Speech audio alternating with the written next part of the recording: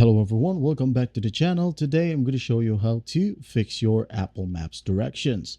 Alright, the first thing you need to do here is to go ahead and to update your system.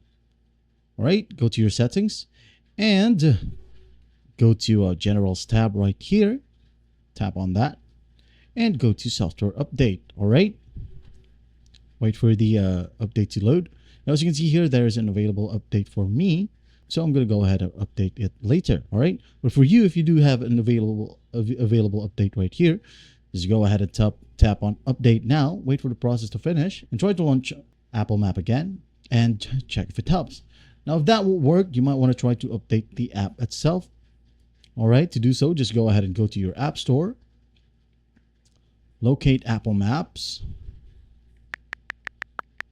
right here, search, and make sure that you don't have the update button right here. All right.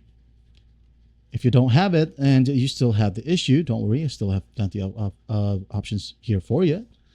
Well, just go ahead and go to your settings app again. All right. Now, once you're on the settings, just go ahead and find the iPhone storage. General, iPhone storage right here. All right. Now, once you're in here, just go ahead and scroll down a bit until you find the Apple Maps. Now, for example, this one is Apple Map right here. All right, just go ahead and tap on that and make sure that you tap on the offload app right here. All right, again, this one, the offload app. All right, once done, you're going to want to open the app. All right, go back to the home screen and open up the Apple Maps and make sure to log in. Once done, you'd be good to go. And that's basically it. I hope this video helps, and please don't forget to share this video to your friends.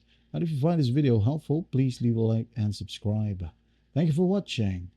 Goodbye.